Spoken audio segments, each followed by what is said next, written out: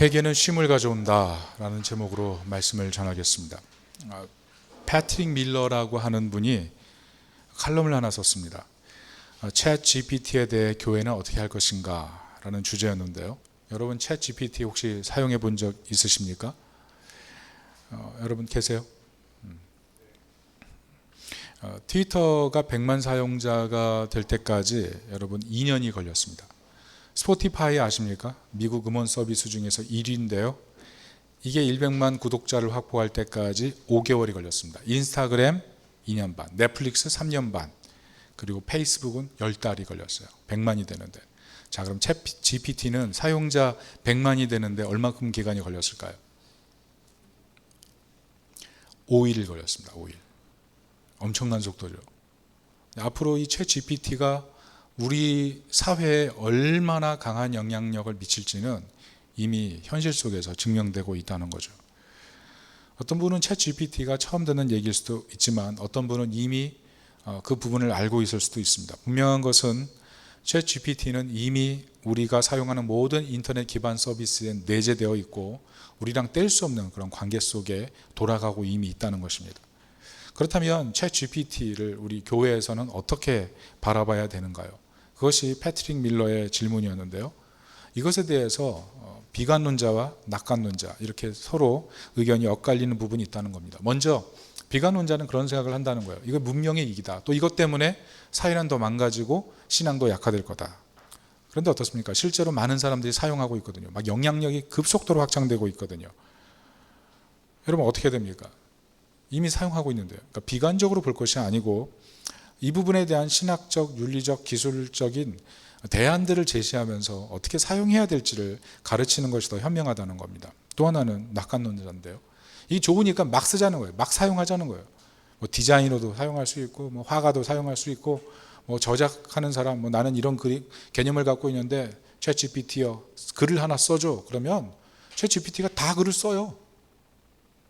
설교자가 나 설교 준비할 시간 없어. 나 본문 몇 장 몇 절인데 주제는 이거야. 설교 하나 만들어줘. 딱 그러면 쫙 다 나와요. 무엇이 문제죠? 네. 어느 순간 거기에 종속돼서 그 기술을 따라 사는 것이 가장 편한 삶처럼 살아갈 수가 있다는 거죠. 자기의 진실성을 잃어버린 채. 그것이 내 것인 마냥. 만약 교회에서 목회자가 설교 그냥 챗 GPT를 사용해서 계속 만든 다음에 여러분에게 이렇게 설교하면 그 내용이 더 좋을 수도 있어요. 그런데 설교자는 알죠. 이거 하나님이 내게 주신 말씀, 이 교회에 주신 말씀, 성도들에게 주신 말씀이 아니란 거 알죠. 그럼 마음의 진실을 가린 채 설교해야 된다는 거죠. 무슨 말합니까? 이게 좋은 거예요. 그렇지만 이게 완벽한 하나님 나라는 아니라는 거죠. 이게 정말 오실 하나님 나라가 따로 있는데 이것을 하나님 나라만큼 생각하면서 사용하기 시작하면 우리는 걷잡을 수 없이 잘못된 길로도 쉽게 갈 수 있다는 거죠. 진실하지 않은 것. 그 모습을 정상인 것처럼 생각하면서 아주 천연덕스럽게 살아갈 수 있는 문제가 생긴다는 겁니다.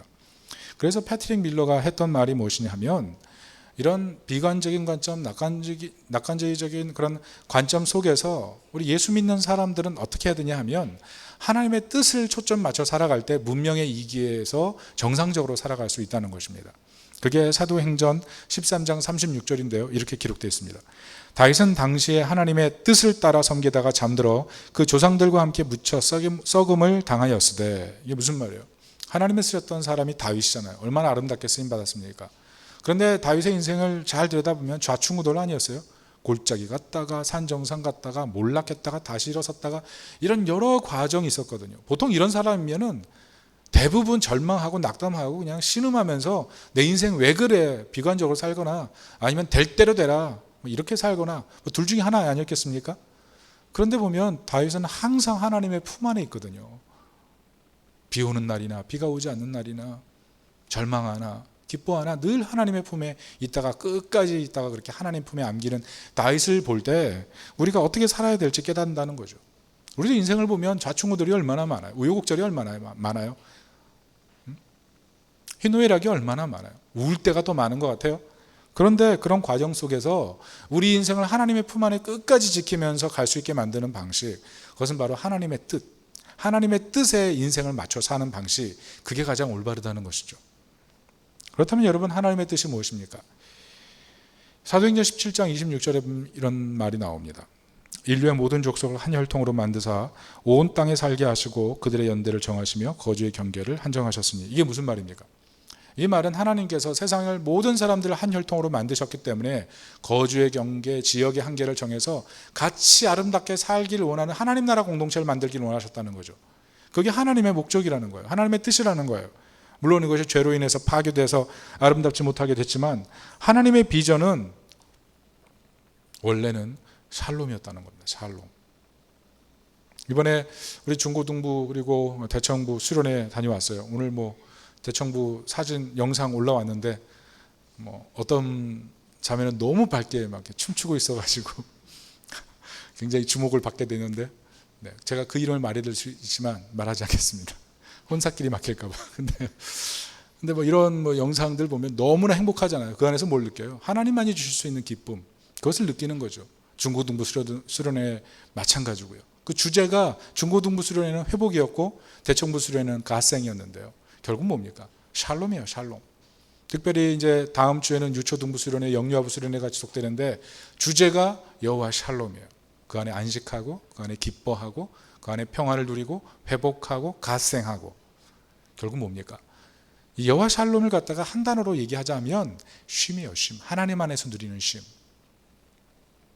어떤 유대인 신학자가 얘기했던 것처럼 하나님의 안식이라는 것은 가장 늦게 창조된 것이지만 안식은 하나님의 첫 번째 목적이다.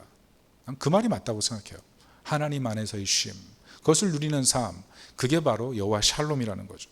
여러분, 특별히 제가 수련회를 맞이해서 우리 성도님들에게 계속 금요기도에 나와서 기도해달라고 하는 그 이유가 뭡니까? 사실 피곤한 날이잖아요. 쉬고 싶은 날이잖아요. 그럼에도 불구하고 초대하는 이유가 뭐냐면 아이들에게는요, 그 한 번의 수련회가 인생에서 하나님으로 인하여 최고의 기쁨을 만날 수 있는 시간이거든요. 그 시간을 통해서 세상과 비교할 수 없는 기쁨을 소유하게 될 때, 세상을 살면서 여러 유혹을 당할 때 흔들리지 않는 영적인 초심이라 그럴까요? 그런 큰 기둥을 갖게 되는 시간이기 때문에 그렇다는 겁니다. 여러분, 우리 본당이 좁아요. 사람들 조금만 오면 벌써 다 차요. 그런데 좁지만 자꾸 초대하는 이유가 그곳에서 하나님 안에서의 안식을 누리며 같이 공동체로 기도할 때 하나님께서 주시는 그 기쁨, 그것을 맛볼 때, 우리가 넓은 곳으로 갔을 때 더 큰 기쁨을 맛볼 수 있다는 거죠. 그냥 넓고 환한 곳에 가서 기쁨을 누릴 수 있는 게 아니라 좁은 공간에서 하나님 안에서의 기쁨, 하나님 안에서의 쉼을 누릴 수 있는 공동체가 넓은 공간에 가서도 영광스럽게 나아갈 수가 있다는 것입니다. 여러분, 당장 이번 주 분당 서현역에서 칼부림 사고 나서 얼마나 사람들이 걱정해요. 아시다시피 방검복이나 안전물품 구매율이 확 올라갔다 그러잖아요. 여러분, 그 장소가 백화점이에요. 얼마나 안락하고 사람들에게 풍요를 느끼게 해줍니까? 그러나 아픈 한 사람이 모든 것들을 갖다가 두려움에 떨게 만들잖아요. 쉼이 없다는 게 그런 거예요. 이번에 세계 잼버리 대회가 우리나라에서 열렸지만 많은 사람들이 힘들어하는 이유가 뭡니까? 쉼이에요. 쉼의 문제. 그 쉼의 문제가 사실 굉장히 중요한 거예요. 쉼이 없어질 때 분노하고 실망하고 좌절하거든요. 여러분, 오늘 우리 예배당에 이렇게 와 있지만 일주일 동안 제대로 마음에 쉼이 없던 분들, 오늘 예배가 정말 목마를걸요? 아니, 일주일 동안 열심히 쉬었다고 해도 예배 가운데 하나님으로 채워지지 못하는, 하나님 없이는 채울 수 없다는 그 갈망이 있는 분들은 오늘 예배를 정말 진중하게 드릴 수밖에 없어요. 쉼을 찾기 위해서. 쉼. 오늘 특별히 오늘 예배를 통해서 이 문제를 해결하고 회복되어 돌아갈 수 있기를 축복합니다. 오늘 그렇다면 이 쉼에 대해서 이 본문이 말하는 것은 무엇입니까? 이 쉼을 어떻게 얻을 것인가? 이 본문은 오늘 잘 보면 굉장히 단도직입적으로 아주 무거운 주제로 우리에게 다가옵니다. 그 주제가 뭐냐면 회개하라는 거예요. 회개하라. 너의 세속화된 너의 쉼을 회개하라는 겁니다. 여러분, 우리의 문제가 뭡니까? 쉼을 어떻게 생각해요? 수평적으로 생각해요. 남이 쉼? 그럼 나도 쉼. 저 사람이 어딜 가? 그럼 나도 가. 저 사람이 무슨 학교를 다녀? 그럼 나도 그 학교 다녀. 이런 식이 항상 수평적이에요. 어떤 가정이 뭘로 기쁘대? 그럼 우리 가정도 그걸로 기쁘대. 기뻐하고 싶고. 수평적이에요. 그러니까 점점 어떻게 됩니까? 무조건 따라가는 거예요. 무조건. 이게 얼마나 사실 비참해지는 거예요, 내가. 다른 사람과 나를 비교하면서 행복을 가질 수 있는 사람은 세상에 아무도 존재하지 않거든요. 이 수평적인 쉼의 문제예요.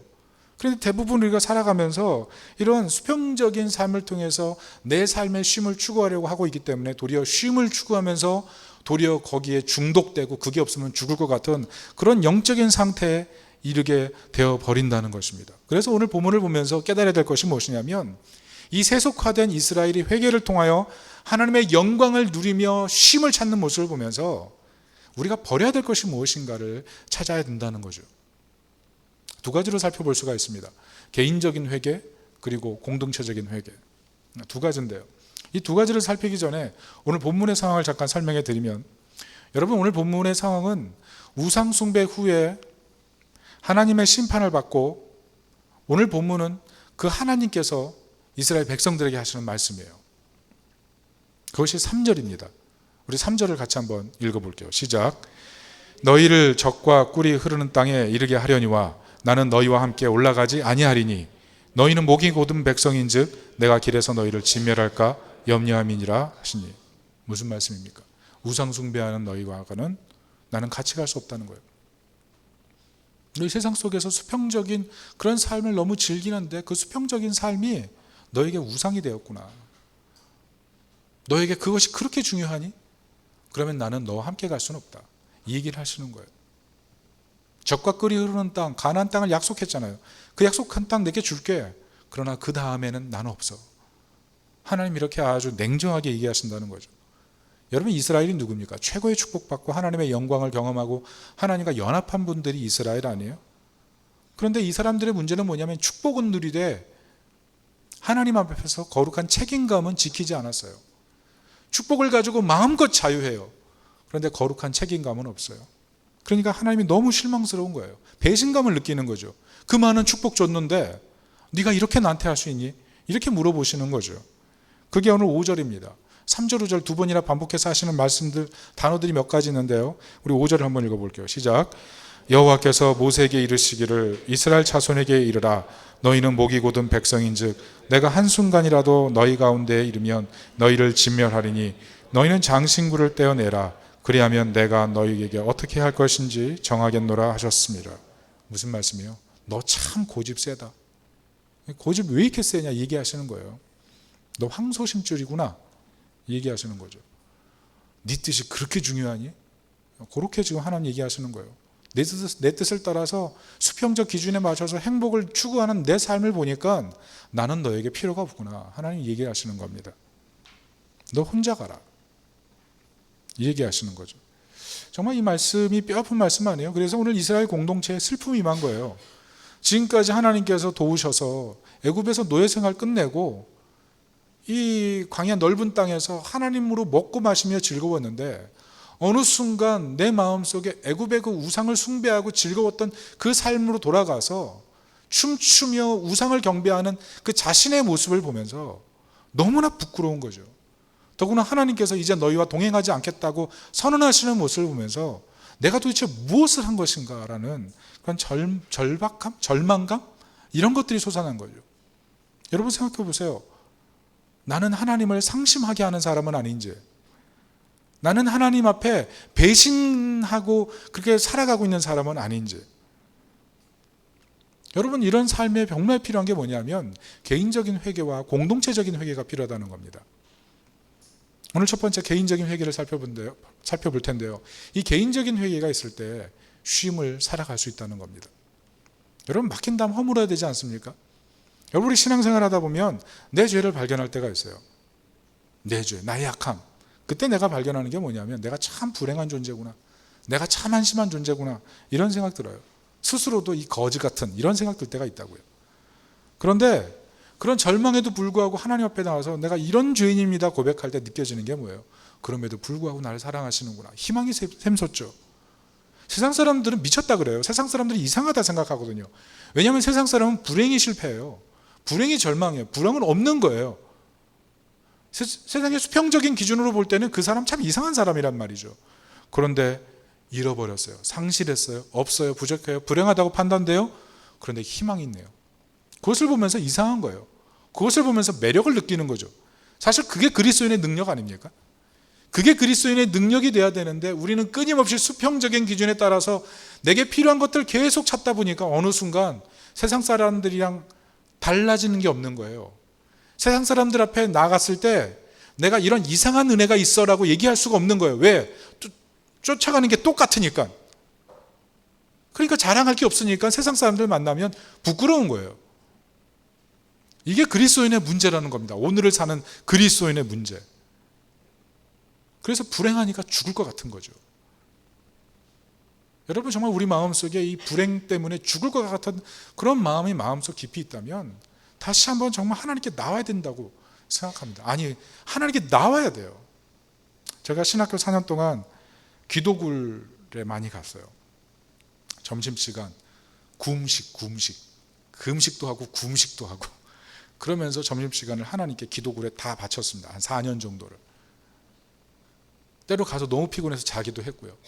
그런데 눈이 오나 비가 오나 뭐 마음 안 좋거나 마음 좋거나 상관없이 컨디션 좋거나 안 좋거나 그냥 거기 가서 누워서 자는 한이 있더라도 대자로 뻗어가지고 그냥 누워서 기도하는 한이 있어도 거기 가서 계속 기도했어요. 계속. 왜냐하면 제가 얼마나 연약한 존재인지 알기 때문에. 그리고 제가 정말 목회자가 될 사람입니까, 하나님? 그거 물으러 갔어요. 날 스스로 볼 때는 너무 연약한 사람인데 내가 어떻게 목회자가 될 수 있습니까? 하나님 앞에 4년 동안 매일매일 가서 하나님 앞에 은혜를 구했던 것 같아요. 그때 그 기도 골방 앞에 항상 붙어있는 똑같은 말씀이 뭔지 아세요? 그게 예레미야 33장 3절이에요. 너는 내게 부르짖으라. 내가 내게 응답하겠고 내가 알지 못하는 크고 비밀한 일을, 크고 은밀한 일을 내게 보이리라. 하나님 말씀이죠. 여러분, 하나님이 그런 분이신 줄 믿으십니까? 크고 은밀한 일, 크고 놀라운 일을 우리에게 보여주시고 이끄시는 그 하나님에 대한 신뢰감, 그 하나님에 대한 신뢰감이 커지니까 목회를 할 수 있겠더라고요. 여러분, 우리가 가져야 될 신뢰감이 무엇입니까? 내가 수평적으로 얼마를 가졌느냐, 거기에 나의 만족감을 둔다면 나는 아무것도 못할 사람이에요. 무슨 교회에서 봉사를 해요? 수평적으로 본데 나는 아무것도 아니니까. 그런데 하나님에 대한 신뢰가 커지면요, 약한 사람도 쓰임 받는 거예요. 약한 사람도 나 부족하지만 하나님의 능력 힘입어서 내가 섬기겠습니다, 이렇게 나오는 거 아니겠습니까? 그게 기쁨이죠.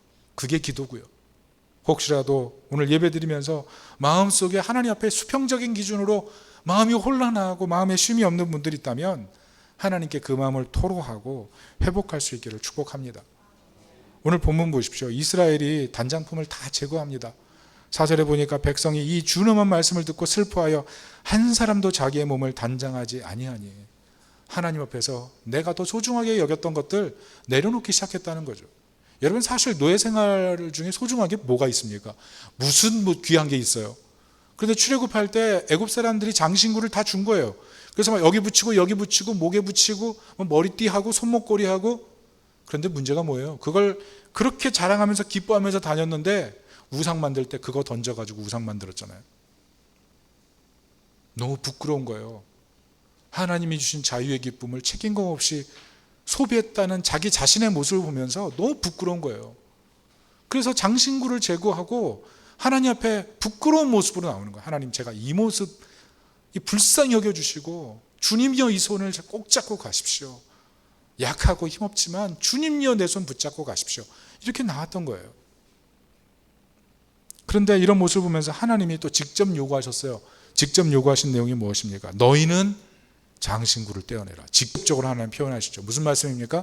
아직도 떼어내지 못하고 있던 사람들이 있었던 거죠. 아직까지 그게 자신의 삶의 진정한 기쁨이라고 생각하고 장신구를 떼어낼 생각을 하고 있지 않았던 사람들도 있었다는 거죠. 그래서 하나님의 요구가 뭐예요? 회개를 구체적으로 표현하라고 얘기하는 거예요. 회개를 구체적으로. 무슨 말씀입니까? 우상은 다른 게 아니에요. 일상에 필요한 것들, 그게 사실 우상이라는 거죠. 커리어, 그리고 학력, 어떤 사람이랑 결혼하기, 이런 것들 다 우상되어 있는 거예요. 내 자녀 어떤 학교 보내고, 내 자녀 어떻게 키워서 동네 아줌마들한테 막 으쓱으쓱하고 싶은 그런 마음. 7살 때 천자문을 떼고, 중학교 때 영재고등학교에 들어가고, 대학교 때 옥스포드에 진학을 하고, 이런 환상적인 꿈을 가지고 자기 자녀를 통해서 만족감을 얻고 싶어하는 그런 우리들의 마음속에 있는 그 얄팍한 마음, 그걸 하나님이 아신다는 거죠. 여러분, 우리가요 하나님 앞에 나왔는데 아무리 예배드려도 은혜 받지 못할 수 있어요. 언젠지 아세요? 형식적으로 예배드리고 우리 마음속에 있는 그 우상을 내려놓지 못할 때요. 마당만 밟다 가는 거죠. 제가 최근에 우연히 알게 됐는데 참 그 부부간의 폭력이 있더라고요.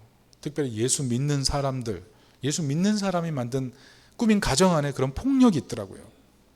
여러분, 남편들이 왜 폭력을 행사합니까? 사실은 그 부모님이 보여줬기 때문에 그래요. 그리고 그 부모님은 그 부모님이 보여줬기 때문에 그런 거예요. 문제는 그 뿌린 대로 거두는 거예요. 자기 부모님이 보여준 대로 하는 거거든요. 왜 지금의 가정에 문제가 있냐고요? 자기 부모님이 그대로 보여줬거든요. 그런데 변화될 생각이 없는 거죠. 그게 우상이에요. 그게 우상.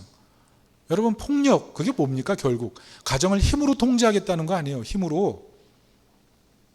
가정에서 인정받지 못하는 남편 만드니까 남편에게 힘으로라도, 부인에게 힘으로라도 제압하려고 그러는 거 아니에요.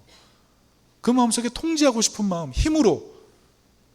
그리고 어릴 때 제대로 인정받지 못하는 것들 때문에 분노해가지고 자기 남편이 자기에게 그렇게 하대하면 참을 수 없어서 자기 자녀들에게 그냥 폭행하고 자기 자녀들에게 막 소리 지르고 이런 일들을 반복하는 가정이 된다면 그것만큼 불행한 게 어디 있겠어요.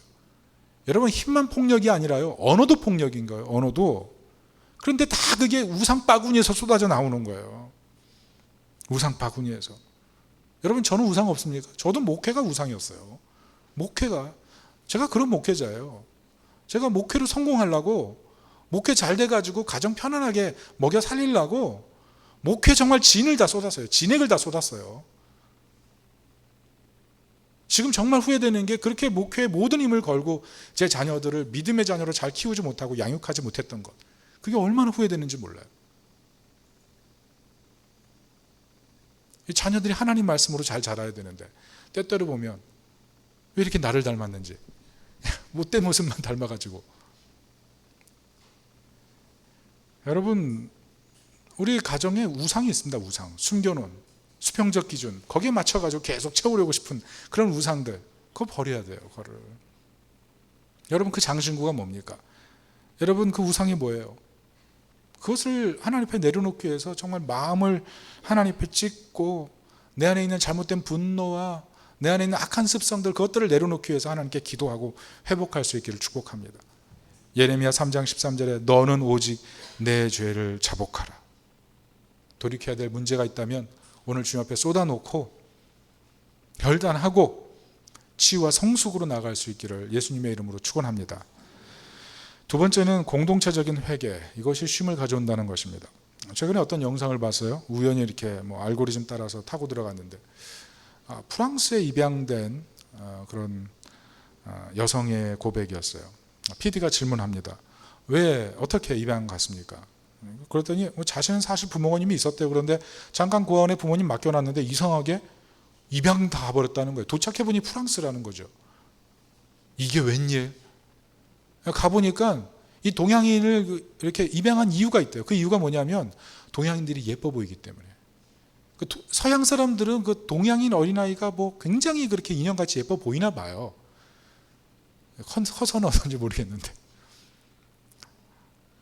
그래서 이 여성을 데려온 거예요. 그리고 동생이랑 같이 왔는데 첫날 밤에 성폭행 당한 거예요. 첫날 밤에. 얼마나 끔찍합니까? 그리고 말 안 들으면 곧바로 뺨따기 때리고 정신 못 차리게 만들어요. 그리고 동양인을 계속 비하하는 거예요. 그 프랑스어로 칭키 이런 말이 있대요. 이게 동양인 비하할 때 가끔 보면 이렇게 막 눈꼬리 올려가지고 막 그러잖아요. 그게 동양인 비하하는 건데 이러면서 항상 막 자기들에게 그렇게 얘기했다는 거예요. 얼마나 슬픕니까?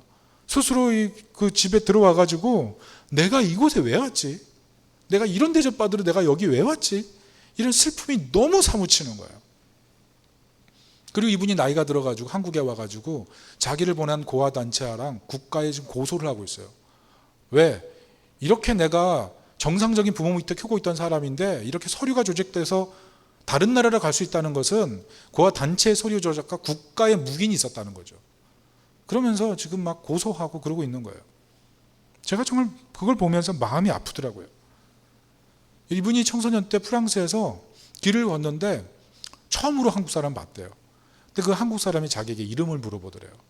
그래서 프랑스에 도착한 지 정말 오랜 시간 처음으로 자기 한국 이름을 얘기해 줬다는 거예요. 그랬더니 그분이 한국 이름으로 자기를 불러줬대요. 그게 프랑스에 와서 처음이었대요. 처음. 그럼 그 얘기를 하면서 막 우시더라고요. 인간 대접을 받은 거죠. 인간 대접. 제가 그것을 보는데 막 같이 마음이 아픈 거예요. 참 인간으로서 이렇게 낮아졌을 때 얼마나 큰 고통이 있는가, 이런 것들을 느끼게 됐는데, 여러분 세상의 고통을 볼 때 이 세상의 고통이 단지 뭐 개인의 몇 사람의 그 고통으로 인해서 세상이 불행해지는 것도 있지만 이 공동체적인 죄악이 있는 거예요. 국가적인 죄가 있는 거예요. 단체, 사회, 가정, 숨어있는 그런 구조적인 죄가 있는 겁니다. 그래서 우리가 개인적인 회개를 할 때 필요한 게 뭐냐면, 개인적인 회개로 끝나는 것이 아니라 좀 더 기도의 장막터를 넓히는 거예요. 그래서 우리 나만 회개할 게 아니라 우리 가정에 있는 구조적인 죄가 무엇인지, 우리 교회에 있는 구조적인 죄가 무엇인지, 우리 사회에 있는 구조적인 죄가 무엇인지 그것을 놓고 같이 아파하며 울 수 있는 마음, 그것을 하나님이 원하신다는 거예요. 왜? 내가 그곳에 편입되어 있다면 적어도 나는 방조하거나 침묵한 거예요. 몰라도 우리는 그것을 허용한 것이 되니까. 생각해 보세요. 우리 자녀 중에 한 명이 잘못된 아이가 됐어요. 그러면 개책임이야 라고 얘기할 수 있는 부모가 어디 있어요? 내가 잘못 키워서 그래요. 그런 거예요.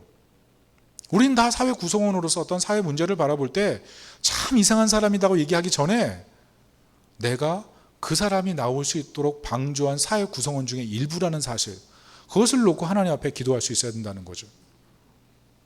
오늘 7절을 보십시오. 7절이 그 얘기입니다. 같이 한번 읽어볼게요. 시작. 모세가 항상 장막을 취하여 지인 밖에 쳐서 지인과 멀리 떠나게 하고 회막이라 이름하니 여호와를 앙모하는 자는 다 지인 바깥 회막으로 나아가며. 모세가 이스라엘 백성들을 대표해서 회개운동을 하는 거예요. 그런데 그 회개운동에 동참하기 위해서 이스라엘 사람들이 자기 장막 편한 곳을 벗어나서 장막 앞에 서거나 그곳에 근처에 가서 그 회막을 바라보면서 하나님 앞에 같이 공동체적인 회개를 시작했다는 거죠. 하나님, 제가 침묵했습니다. 하나님, 제가 방조했습니다. 하나님, 제가 허용했습니다. 무슨 말이에요? 이스라엘 백성들이 장신구 떼내가지고 우상 만들고 그 앞에 춤출 때 내가 말리지 못했습니다. 그 얘기하는 거예요. 내가 하나님 앞에 범죄한 죄인이고 이 죄를 이 공동체 앞에서 회개하고 이 공동체적으로 다시는 이런 일이 생기지 않기 위해서 공동체적으로 연대해서 하나님 앞에 회개하는 행위, 이게 바로 7절이 보여주는 그림이에요. 무슨 말입니까? 개인의 회개가 아니라 공동체적인 회개로 나아갈 때 그게 영적인 부흥이에요. 개인적인 부흥에서 그치지 말고 영적인 부흥, 공동체적인 회개로 나가는 것, 그게 하나님의 비전이라는 거죠. 중요한 것은요, 이 장막 세우는 일, 이 회막 세우는 일이요, 성막을 세우고 나서도 지속됐다는 거예요. 무슨 말입니까? 성막을 세우고 나서도 공동체적으로 끊임없이 하나님 앞에 모여서 공동체적인 죄를 제거하기 위해서 서로 연합하고 연대해서 하나님 앞에 기도하는 그런 모습, 그것을 하나님이 원하셨다는 거예요. 그래서 이스라엘 공동체는요, 성막 중심이면서 회막 중심이에요. 이 두 가지가 같이 가는 겁니다. 그게 이스라엘 공동체예요. 제가 왜 얘기를 하냐면, 이 히브리 본문은 히브리어로 보면 이 모세가 장막을 취하다라는 단어가 반복의 의미로 해석되거든요. 장막을 취하곤 하였다. 사람들은 나아갔다 그러는데 나아가곤 했다. 그리고 백성이 다 일어났다 그랬는데 백성이 다 일어나곤 했다. 그러니까 이것이 빈번하게 일어났던 운동이라는 거죠. 이 회막 공동체, 회막을 바라보면서 공동체적으로 공동체의 죄악을 회개하기 위해서 이스라엘 사람들이 연합해서 한마음 돼서 기도했던 기도 운동, 그것이 회막이었다는 겁니다. 왜 그런 일을 해요? 내가 저 사람과 다르지 않다는 거죠. 내가 사실은 저 사람들은 참여했지만 난 참여하지 않았지만 그 마음으로 동참했던 죄인이라는 거죠. 그게 우리 문제 아니에요? 우리가 사회에서 일어나는 많은 문제를 바라보면서 내가 그 자리에 있지 않았을 뿐이지 사실 나도 그 죄를 지을 수 있는 사람이라는 사실, 그것을 우리가 기억해야 된다는 거예요. 그래서 그냥 누군가의 죄로 끝나는 게 아니라 이 죄가 우리 공동체 안에서 일어나지 않기 위해서 공동체적으로 같이 기도하려고 하는 그런 마음, 그게 하나님이 원하는 마음이었다는 겁니다. 여러분 생각해 보세요. 우리 눈길이 어디가 있는지. 우리 눈길이 어디가 있는지. 성막, 그냥 일주일에 한 번 나와서 예배 드리는 것으로 끝나고 계십니까? 아니면 회막, 공동체적으로 하나님 나라 공동체를 세우기 위하여 회막이라는 곳에 나와서 계속 기도하고 하나님의 은혜를 구하는 그런 마음으로 살아가고 있는지. 그 회막이 가정이 될 수도 있고, 회막이 직장이 될 수도 있고, 회막이 기도 모임터가 될 수도 있고, 목장 모임터가 될 수도 있고, 그런 거 아니겠어요? 우리 교회가요, 공동체 성경 읽기를 하고 있습니다. 이 의미가 뭡니까? 신앙생활 개인주의적으로 하지 말자는 거죠. 개인적으로 얼마든지 성경 읽고요, 개인적으로 얼마든지 성경 묵상할 수 있어요. 그걸 자기 스스로 할 수 있어요. 그런데 공동체 성경 읽기는 뭐냐면 여러 사람에게 자기가 받은 은혜를 나누자는 거예요. 나눠서 같이 공동체적으로 은혜를 받아서 그 은혜와 함께 세상에 나가 싸우자는 얘기예요. 공동체적으로 하나님 중심으로 살려고 하는 발버둥, 그게 공동체 성경 읽기예요. 여러분 그냥 누군가의 묵상을 읽고 그냥 아멘하고 끝날 게 아니라 나도 그 은혜를 맛보기 위해서 나도 묵상해서 나도 올리고 그 사람이 내 묵상을 보고 내 묵상이 또 다른 사람들에게 알려줘서 같이 공동체 중심으로 세상 속에서 하나님 나라 운동을 하는 것. 우리가 그래서 공동체 성경 읽기 하는 거예요. 여러분 우리 마음속에 뼛속 깊이 뭐가 있는지 아세요? 나 은혜 받으면 돼. 이 마음이 있는 거예요. 내가 체험 받으면 돼.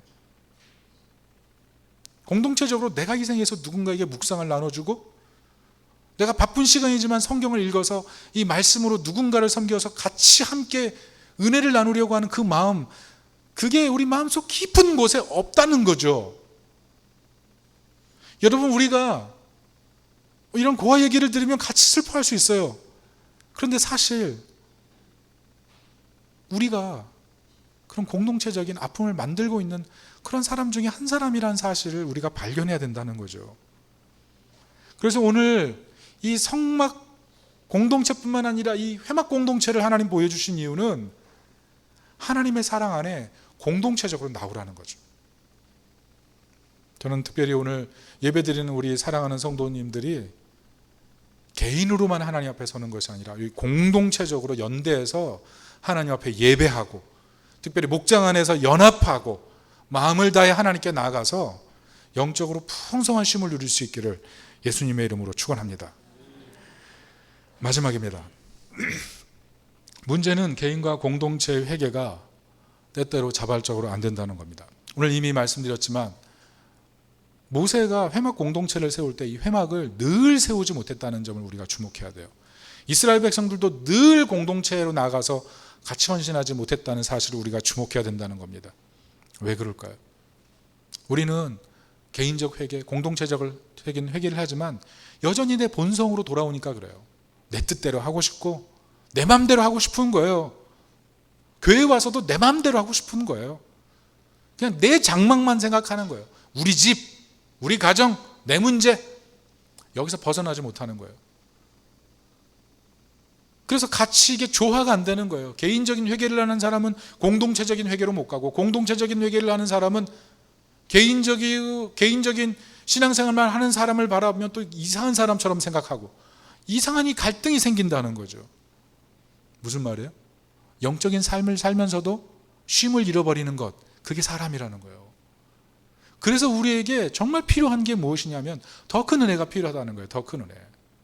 오늘 이 출애굽기 33장에 가장 반복되는 단어가 뭔지 아십니까? 가장 많이 반복되는 단어, 그게 은총이에요. 12절, 13절, 16절, 17절 5번에 걸쳐서 반복되고 있어요. 은총, 은혜. 더 큰 은혜가 필요하다는 거죠. 우리에겐 더 큰 은혜가 필요하다는 거죠. 왜? 개인적인 회개를 하고 공동체적인 회개를 하는데 딱 돌아서는 순간에 수평적인 것이 보이는 거예요. 이야, 저거 가졌으면 좋겠다. 내 마음속 우상을 막 자극하는 거죠. 저 집 애가 저기를 다닌대?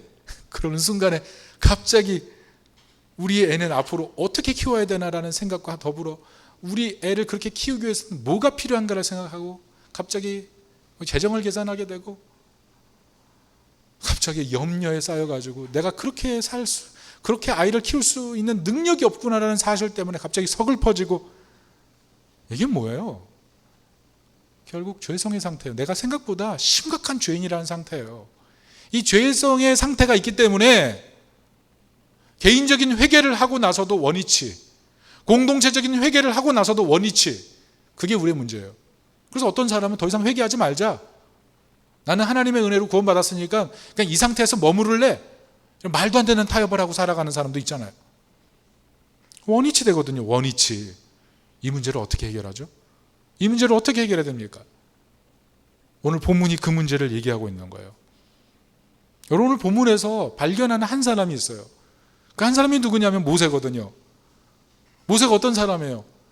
모두 우상 숭배할 때 하나님과의 관계를 트고 이스라엘 사람들로 하여금 다시 가나안에 들어갈 때 하나님과 동행시킨 역사적인 문화네요. 그런데 오늘 본문의 모세를 보면 어떤 사람이에요? 사람들에게 쉼을 주고 있지만 자신은 쉼을 누리지 못하고 있는 사람이에요. 저는 이것이 우리의 현실이라고 생각해요. 가정주부로서 자녀들에게 쉼을 주기 위해서 악착같이 노력해요. 자녀의 피곤, 자녀에게 위로, 그것들을 다 피곤하면 위로해주고 싶고 사랑도 해주고 싶은데 쉼을 주면서도 쉼을 주지 못하는, 그리고 쉼을 주면서 자기는 쉬지 못하는 이런 가정주부의 문제. 가장으로서 내 가정을 좀 더 행복하게 만들고 싶은데 열심히 일하지만 현실은 손에 잡히는 게 없는 그런 상태일 때 느끼는 그 공허감, 느끼는 그 압박감, 그런 것들이 우리 현대인의 문제와 똑같은 거예요. 그 문제가 오늘 모세를 통해서 발견하게 된다는 거죠. 모세가 정말 훌륭한 중재자인 것 같은데 인간적으로 보면 그 사람도 하나님의 돌보심이 필요한 연약한 중재자에 불과했다는 거죠. 연약한 중재자. 그게 우리 모습이라는 거예요. 여러분, 여기서 쉼이 필요하지 않은 분이 누가 있어요? 그 쉼이 필요하기 때문에 여기 왔잖아요. 오늘도 죄인으로 옵니다. 오늘도 약자로 옵니다. 근데 왜 오는 거예요? 그래요. 오늘 예배를 통해서 하나님이 우리 연약함들을 감싸시는 은혜가 있기 때문에 나오는 거죠. 그런데 오늘 성경 본문에 은혜를 강조하고 있다는 거예요. 은혜. 5번이나 강조하고 있어요. 그 은혜가 중요함을. 자, 오늘 이렇게 쉼이 필요한 모세를 하나님께서 오늘 어떻게 쉼을 주시는지, 어떻게 은혜를 베푸시는지 살펴보길 원합니다. 특별히 14절 이렇게 말씀합니다. 같이 읽어볼게요. 시작. 여호와께서 이르시되 내가 친히 가리라, 내가 너를 쉬게 하리라. 하나님께서 뭐라 그러세요? 개인적인 회개, 공동체적인 회개를 통해서 완전한 쉼을 누리지 못하고 있는 모세를 보면서 내가 역사 속에 들어가서 너의 바람대로 개인적인 회개, 공동체적인 회개를 하면서 너로 하여금 완전히 평안한 상태를 허락해 주겠다는 그 은혜의 약속을 하시는 거예요. 그리고 21절 22절을 같이 보십시다. 시작. 여호와께서 또 이르시기를 보라, 내 곁에 한 장소가 있으니 너는 그 반석 위에 서라. 내 영광이 지나갈 때에 내가 너를 반석 틈에 두고 내가 지나도록 내 손으로 너를 덮었다가. 이게 무슨 말씀이에요? 여러분, 출애굽기에서 반석이란 단어가 굉장히 중요한데 이 반석이란 단어가 예수 그리스도를 의미해요. 신약에 보면 예수님께서 이 반석 위에 교회를 세우리라고 했죠. 믿음으로도 해석되지만 그 반석이 그리스도로 해석되잖아요. 출애굽기에 나온 이 반석이 신약의 그리스도를 의미하는 거예요. 그런데 오늘 모세를 하나님께서 어디서 쉬게 하세요? 내가 가리라. 그래서 내가 가서 쉬게 하리라. 이런 약속을 하시면서 무슨 약속을 하시냐면 반석 위에 세워서 반석 틈에 껴안고 쉼을 주시는 거예요. 여러분, 특별히 여기 덮다가 뭐예요? 덮다. 반석 틈에 두고 덮어주잖아요. 이 덮다라는 뜻이 안식을 주다라는 뜻이에요. 다시 말해서 모세가 안식을 누리지 못하는 것을 불쌍히 여기셔서 하나님의 방법이 뭐냐면 반석 틈에 두시고 쉼을 주셨다는 거예요. 결국 뭐예요? 정말 우리 인간이 진정한 안식을 누릴 수 있는 방식은 하나님의 그 덮어주시는 은혜 속에 들어갈 때 안식을 누릴 수 있다는 거예요.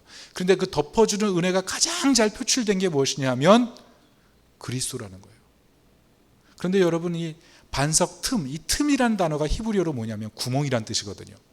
이게 무엇을 의미합니까? 그리스도의 순환. 이 땅에 이 죄의 문제를 영원토록 참 만족을 누릴 수 없고 지칠 수밖에 없는 우리 인간, 이게 죄성인데 이 죄성을 완벽하게 해결하기 위해서 이 땅에 오셔서 순환 받으시고 온몸에 구멍이 뚫린 그 그리스도의 틈 안에 들어가는 그 사람이 참 안식을 준다는 그 얘기를 오늘 본문에서 보여주고 있는 거예요. 그래서 이 본문에 보면 우리는 그냥 모세가 하나님의 영광을 보는 정도로 얘기될 수 있지만 사실은 구약에서 장차 예수 그리스도께서 주실 쉼에 대한, 진정한 쉼에 대한 그런 메시지를 우리에게 주고 있는 것입니다. 이것을 요한복음 20장 27절에 예수님이 이렇게 얘기하셨죠. 읽어드리겠습니다. 도마에게 이르시되 내 손가락을 이리 내밀어 내 손을 보고 내 손을 내밀어 내 옆구리에 넣어보라. 그리하여 믿음 없는 자가 되지 말고 믿는 자가 되라. 무슨 말씀이에요? 그리스도가 역사 속에 오셔서 실제로 육신을 입고 십자가에 못 박히셔서 온몸에 구멍이 나셔서 죽으셨다가 부활하신 분이라는 사실을 믿는 그 사람에게 하나님이 안식을 주신다는 약속이에요. 그래서 우리가 진짜 안식을 어디서 얻냐면 예수 그리스도 안에 있을 때 안식을 얻을 수가 있는 거예요. 수평적인 기준을 통해서 우리가 안식을 얻을 수 있는 방법은 아무것도 없는 거예요. 사실은 수평적 기준을 계속 추구하다가 우리가 느낄 수 있는 것은 처참함밖에 없다니까요. 지금 당장 그 문제 해결되면 좀 있다가 다른 문제로 날 괴롭힐 텐데요. 그래서 우리는 이 죄성의 굴레를 벗어나지 못하는 거예요. 근데 예수님께서 오셔서 이 죄성의 문제를 해결하시기 위해서 목숨을 버리시고 이제는 우리를 하나님의 자녀 삼아 주시잖아요. 그래서 하나님의 자녀든 우리에게 찾아오셔서 슬픔이 있는 우리, 몸과 육신과 영혼이 병든 우리, 물질이 없어서 공고한 우리의 마음에 찾아오셔서 이제는 우리에게 참 안식을 주는 것, 이게 하나님이 우리에게 허락하신 복음의 은혜인 것을 믿으시기 바랍니다. 그래서 그리스도가 참 중재자가 되시는 거예요.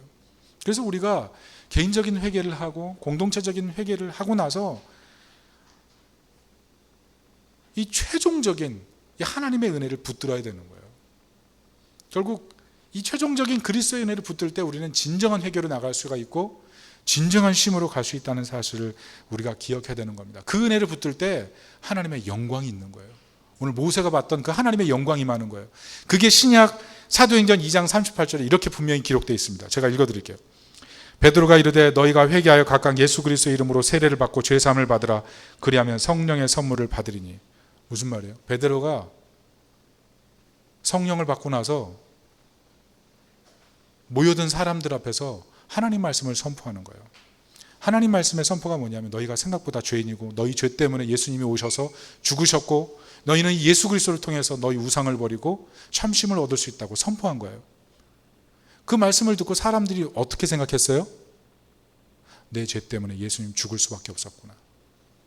그 사실을 심각하게 깨닫고 개인적으로 공동체적으로 엄청난 회개가 일어나면서 이스라엘 공동체 안에 큰 부흥이 일어난 거예요. 하나님의 영광이 임했어요.